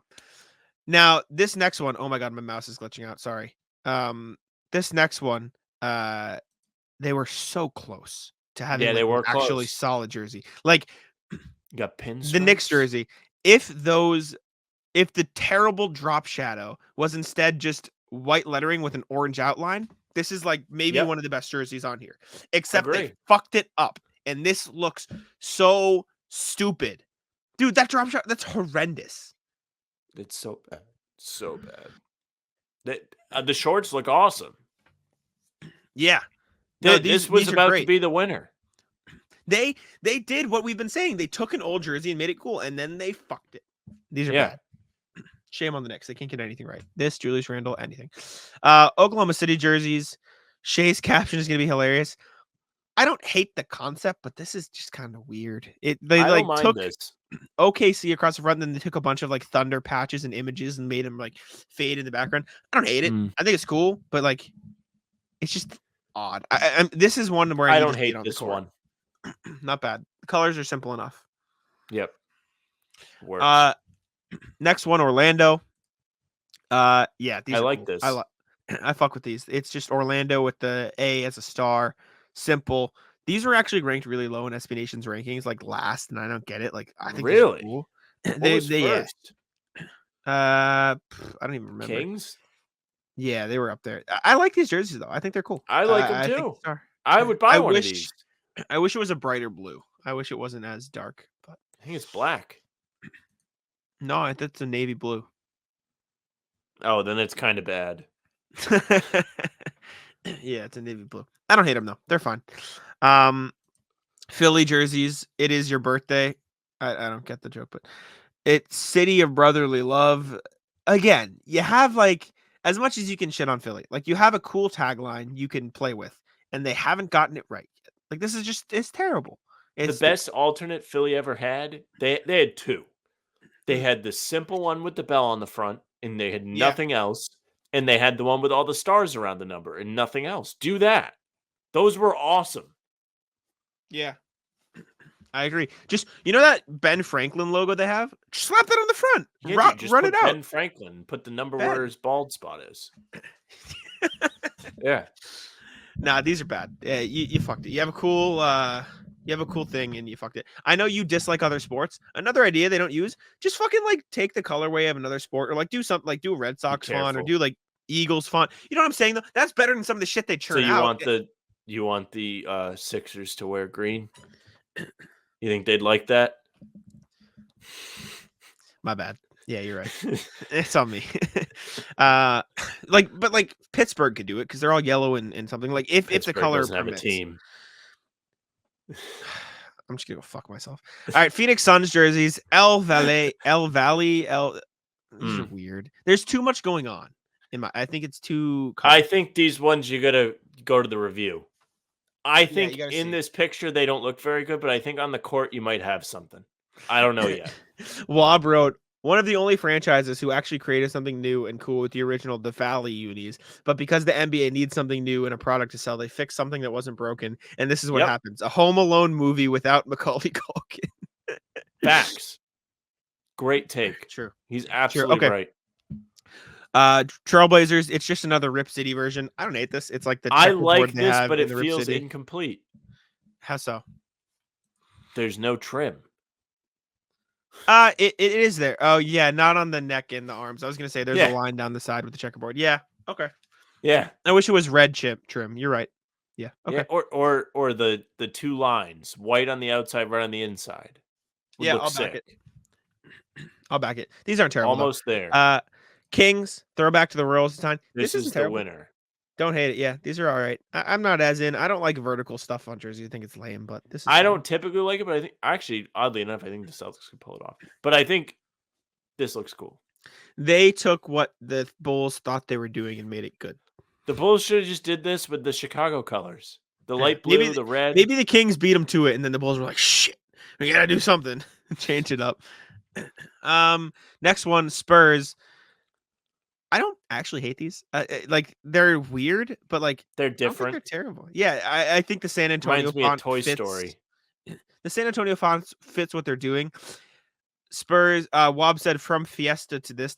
I wish they made this the Fiesta colors with this font and everything, but I don't actually like. This is fine. I'm not out on this. I think it's okay. That's what Sure. Raptors. It's just the gold jersey with the lightning things. This one's better than I thought. You have the little pinstripes. Yeah. I don't hate it. It would look better with black with the gold accent. They already did that though, so they need something new. Oh, you gotta trot out the new one. Yep. Yeah, this is better than the stupid triangle jerseys like North they did though. Those that's just their normal fucking jersey, but it's stupid. I don't like it. Utah W. These are fire. Sure. Like these. They took an old design and they made it new with the purple and like clean colors. See, this should be their regular away jersey. Yes. They should do a rebrand when they get good again, and they should do this. Yeah, these are fire. Like these, Utah. This is what the Suns did this year. Take an old design, make it modern. Yes. Good. Last one, Wizards might be the worst jersey. No, not the worst, but it doesn't make any sense and it looks fucking stupid. When I saw this, I thought this is the Pirates of the Caribbean ride at Disney World. I don't care. I stand my ground. This is the worst jersey. This is fucking terrible. Listen, the Nuggets one and the Heat one. Nuggets one is bad because of numbers. It's fine. Like it's bad. That's why it's bad. Heat one is bad because it's corny. This one is just some dude asked his 5-year-old to pick his favorite colors and slap like there's so much unnecessary Why shit don't they going just on. do something with like presidents or something? Who knows? There is gradient on the arms on the trim there from Bad. orange to cyan. It says District of Columbia in Pirates font in orange and cyan. The numbers are a weird font. And then on top of that, they have red on the jersey, and it's 2 different colors. It's black and gray on a lot. This is the worst jersey I think ever produced. It's terrible. I'm so unbelievably out on this jersey. This is horrible. After what we just went through, I truly don't know how they're continuously allowed to keep pumping this shit out. Terrible. What are we like, 2, Just terrible. 3 of them? Bad. All right, that's And the you know they're perfect going to make segue. these teams wear these jerseys every other game. Yeah, we'll see the schedule when it comes out. That's a perfect segue into the rat list, though. Let's get into it. I'll let you kick it off. Lead us into the. We'll start soft here. We'll start soft. Firemen, rat list firemen. You know why rat list firemen? Why? No, it's because firemen like to go to the coffee shop with the whole squad and do an order for the whole squad. And if you're behind them, you're in there for like a half hour. They get an order for everybody in the firehouse. It is a very, very long process. Aside from that, great work. Keep saving lives, but stay out of my way. Okay. You're fine. Sorry, I was just looking now. I was checking, like, are the Celtics wearing the correct jerseys on opening night? And they are. Opening night. They're wearing First the correct 2 ones games. for, like, I the already first looked. 4 games. The first one they fuck up is they're wearing the black jerseys at home. But I actually don't hate the black jerseys at home. I feel like that's acceptable. I wonder. I just don't like when the other team wears white. I don't like that. Sorry, now I'm going down the rabbit hole. Like, I want to know when the first time the Celtics wear the shitters are, the new shits. They play the Nets. You already know this. You're on top of it. Okay. I looked today. All right. Rat list. This needs context. So I was driving to the dentist this morning and I got stuck behind a bus. Already annoying. But what's more annoying is when I'm waiting for the bus to pick up a kid and the mom doesn't have the kid out of the car yet. Like, the mom is sitting in the car. She sees the bus and goes, oh, let me go around, walk all the way around my car, get my kid out of the seat, and then let them get on the bus. I don't give a fuck that it's cold. You can see the bus coming down the road. Have them ready. Like, you have a whole line of cars, and you're making us wait like 30 seconds to a minute for you to go get your fucking kid out of the car. Have some fucking consideration, you idiot. Shit I like this morning. Yeah, out on that. They should have stop signs, though. I can't fully back you there. I don't think you should pull the stop sign until they're ready. Yeah, no, that's what I got. Rallis, have your kids ready. Come on. All right. Rat list the people that wipe every fucking thing they use at the gym after. This was one I've been meaning to bring up for a while, and I'm glad I pulled it out today because I didn't have a whole lot. Okay. But this one drives me nuts. There are times when I am at the gym and I'm going to use a machine, a bench. Somebody has just finished using it, and they stop me so they can wipe the thing off for me. I don't care. Don't wipe it. I don't care. I don't wipe it when I use it. I get up and I leave. Oh, man. I'm not like drenched in sweat. You're not drenched in sweat. If you are, then fine, wipe it. That's a situation where maybe you should wipe it. But if you're in like a sweatshirt and sweatpants and you're not even really even touching the thing with your skin, the hell do I care if you wipe it? It doesn't bother me. Yeah. I'm a considerate person. I would never go use the treadmill and then sit and be all sweaty where other people are going to sit on these benches. So there is no need for me to wipe this thing off. I'll back it. Okay. Out on it. They got all the little spray. But also, this is like a little bonus. Ratless Planet Fitness. I went to wash my hands in there today, and they don't have paper towels in the bathroom. They have the air dryer. Ugh, out on the air dryer. But then they have paper towels everywhere around the gym so you can wipe the fucking machines. Mm-hmm. Yeah, I back it. Dude, the air dryers are more dirty because then you're just getting the same air like blown onto you that everyone else had. Like, well, I don't even care about the I'm not a germ guy, clearly. I just told you don't wipe the machines. It's also It's also less convenient. Just give me a fucking. I'm the same guy that gets mad like if I go pee at work and there's somebody else in there because then I got to like faux wash my hands. Like, if I'm peeing, I'm not washing my hands. I'm not. That should not be an expectation. No, I see it. Ratless, the Dunkin' Donuts workers near me. So there is a little bit of a line, and I order, and there's like 2 cars in front of me, right? So they have plenty of time to make my order. For context, I ordered 2 coffees and 2 orders of hash browns. Not a big order, right? Whatever. Get up to the front. My mom, I think I've talked about this. I got her a coffee. She gets it 7 milk, 7 sugar. Crazy. Crazy. We've talked about She gets a damn eggnog. But the point, she loves eggnog. But the point is, she likes milk, does not like cream. Oh, I see. Whatever. Okay. So we had this conversation earlier. Yeah. They hand me the coffee, just clearly cream. They just didn't fucking listen. So I'm annoyed. I don't correct them because I'm a piece of shit. I went to another Dunkin' and got her the correct coffee because I don't want to go home with the wrong one, which you can laugh at me for that, whatever. But then on top of that, it took them like 5 full minutes to make 2 fucking orders of hash browns. At least you know you're getting them fresh. But how the fuck does that take 5 minutes? And I emphasize that there were people in front of me because they had time to make the hash browns, and I saw them put them in when I pulled up. What the fuck are you doing? Maybe and they there's like forgot to turn on the oven. But there's like 4 of them, and they're just talking around. And I say, "Oh, let me put them in." Like, you're fucking stupid. Like, they're just. It was the craziest display of intelligence I've ever seen in my life. It made. Oh my god, it was so fucking stupid. Jack was none too pleased with these. And I appreciate, and I can appreciate the level of not giving a fuck. But like, yeah, what the? That's like, where what my mind went. Oh, fuck off! It made me angry. Fuck those guys. Fuck you. Speaking of coffee shop workers, love you though. Sure. Different coffee shop today. I went because I just didn't feel like driving across town. I went to physical therapy, so it's not near the gym after I was ready to go home. Girl at the coffee shop, right? There's 3 of them working. This one is the supervisor girl. I think she's also making the coffees in the back. But I've now waited for the firemen to get all their order. Sure. And I have put in my order for an egg cheese sandwich with ham and tomato, whatever I asked for. I've got my coffee. Great. Good coffee. Now, they're making my sandwich. It's taking a while. I don't really care. Doesn't matter. But my sandwich is finally done. And they say, they're having a little chat. They're having a little chat back there. And they say, this sandwich is done. Who's it for? And the girl looks at the receipt. She says, oh, it's for Sam. And I'm like, oh, that's me. And she like acknowledges me. And then she waits for the other girl to give me the sandwich, which takes like another minute.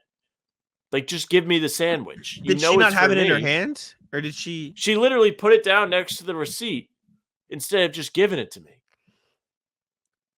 It was the most bizarre thing. Like, we made eye contact. I was like, yes, that's for me. I ordered. Haha. And then she just like sat there. And I was like, all right, I'm already halfway through my coffee. Yeah. That's so weird. It was just bizarre. I wasn't even like mad in the moment. I was just like, what the hell's going on in here? I was almost like, oh, like back in my prime, that would have been me. Just not doing anything. Yeah, that's super weird. Wow, I've never heard that. Interesting. I used to work. Oh, go ahead. Yeah, go. No, you go. When I used to work in the nursing home, dude, I would literally do nothing. It was the best. Like Frank, I got Frank a job there, and we would work together, and he would work with me, and he would be like, I know that Sam is not doing dick today. I would set up the trays for people, and that's it. I wouldn't put like the little snacks on, like I made the other people on the line do that. But essential I'll tell worker. you what, that stack of trays was high. Essential worker right there. Dude, being an essential worker was the greatest thing ever. I was in there making like $30 an hour to hang out with my friends and throw everything away because it was all disposable. It was the best. And you got the vaccine first. I got the vaccine first. It was the best. That's sick. Good for you. Fantastic. Oh, time. Then you go home and everybody's on Xbox. There you go. That's it. I'm not going to reminisce anymore. No, I remember that. We played some 2K. It was fun. Ratless traffic. Just bad today. It was fun. I enjoyed it. Ratless traffic. Just always bad. Shitty. But real Ratless Patriots fans. I haven't seen it yet, but I know there are some Patriots fans out there coming. Well, I just know there's some out there who think the Patriots have a chance now. Which, they think they're back. Yeah, maybe anti-Ratless for us because they won't bother the Celtics fans. But yes, I'm going to spoil it now. The Patriots still suck. They're still bad. They still suck. They still have to be bad. In fact, I said this 2 weeks ago to Bobby Kravitsky at Celtics practice. I said verbatim, the Patriots are so bad that they're going to beat one of these good teams just so they don't get the number 1 pick. That's how bad they are. They're bad, and they're also bad at being bad. Yeah. So there you go. Pats Sam fans. Hinkie scoffs. And I don't even hate football. Like I like the Pats. Like I like watching it. They just suck. No, They're just bad. I know you don't. We know you don't. You didn't have to say it. What else? Anything? I think that's I'm it. done. I think I don't have any more material today. Weak rat list. You know what? We just did like an hour of rat listing Nike, just true. dunking on them. Anti-rat list, the food I'm about to go eat. Chicken parm. My mom made it. I'm very excited. I'm very hungry. Yeah. A rat list Spider-Man, because the game's kind of incomplete. So no, not allowed. No. Hear me out. So there is no new game plus, which allows you to replay the game with everything that you've unlocked, which is a staple of these games. There is no replayable like missions. New game plus again. Explain it. Sorry, I like new game plus is when you can restart a new save, a new story. You go through the story again, but you bring like all of the XP, all of the unlocks, all of the abilities with you. Oh, you were excited to do that. You can't do that? I was, and you can't do it yet. They're going to release an update which includes it. It's just not ready. Weird. And they also don't have the ability to replay like these little like side quests, like you have to like take down bases or whatever. Oh, you can't replay them at all? You can't replay them right now. So there's not a lot of fun things to do once you actually beat the game. Where these other things, like I could play Spider-Man all week. It wouldn't matter. I just keep playing. But I'm out of think maybe they do that on purpose so you kind of like fuck off. But yeah, rat list that. Because I was really excited. I literally said, I was like, I can't wait to do this. And it's just not there. That does suck. All right, though. Last time we recorded our longest podcast ever, and I think we just recorded a longer one. Did it again. We got a lot of stuff to talk about. We're hyped. We're just amped for the season and a half. It's not even Celtic stuff, but thank y'all for tuning in. We appreciate it very much. Make sure to subscribe to How About Them Celtics. We just hit 1,600 subscribers, which is kind of nuts because we wanted to hit 1,500 before the start of the season, and we beat it. We beat it by 100. So 2,000 by the end of the calendar year. That's the goal right now. Hopefully we get there. And we appreciate y'all for listening. Thank you to RJ as usual, and thank you to Nate Boss, who's another legend now. Send us emails. Anybody, Joey Spatula has landed. People, send us emails. That is my favorite. It literally takes up like 12. How long was email check-in? Maybe we do a new little like background for the emails, or maybe not, because a lot of it's Celtics related. But we could do something fun with that, where it's just mailbag. It's just nonsense. Whenever I see the emails pop up on my phone, but I don't read them, so I know which ones to check, and it literally makes my day. I'm like, oh, we got a new email. That's fun. So please send us emails. We enjoy them. I did read Nate's today, just a hello, because I was very intrigued to how he found us with no subscribers. I waited. I was intrigued too, but I was like, I'm gonna wait. But thank y'all for tuning in. We appreciate it. Make sure to check us out on Apple and Spotify. And leave us a comment on YouTube and the email, please. And playback. I'm sure Sam will say it, but I'll let Sam take it over before I say too much. Hey, thank you for listening and watching, not only today, but all summer. We're finally back. The NBA tips off tonight as you're listening to this. So we made it. A long, grueling summer of nothingness. We got through it. And we very much appreciate everyone that listens to the show, that subscribes, that leaves comments, all of it. So make sure you join them, subscribe, hit the notification bell so you don't miss any of our daily content throughout the season. You can also find us on Spotify and Apple. Like Jack said, you can follow us there for the audio versions of the podcast. Good luck listening to the jerseys. Leave a nice review, though. Playback tomorrow, opening night. We'll be there. For the Celtics-Knicks game, Jack and I will sit through the whole game and probably actually be upset and fired up about things, like unlike the preseason. Preseason was more chill. Tomorrow, probably be unhappy. So you'll get to see miserable Sam. Or very, very giddy Sam. One or the other. But playback.tv, put in the name of the podcast, will come up, join the community. I believe we're almost at 50 people in it, which is pretty cool. We just started promoting it. Not that it was at 42 last time. That's almost. Oh, okay. You're and 46. 46. Okay, we're really almost. Like we're even more almost. You can find us on socials at How About Them C's. That's Twitter, Instagram, TikTok, Facebook. Is just the name of the podcast. You can follow Jack on Twitter at JacksMoneyNBA. You can follow me at Sam LaFrance NBA. That's it for us. Taco. Come on. Taco's having some fun here.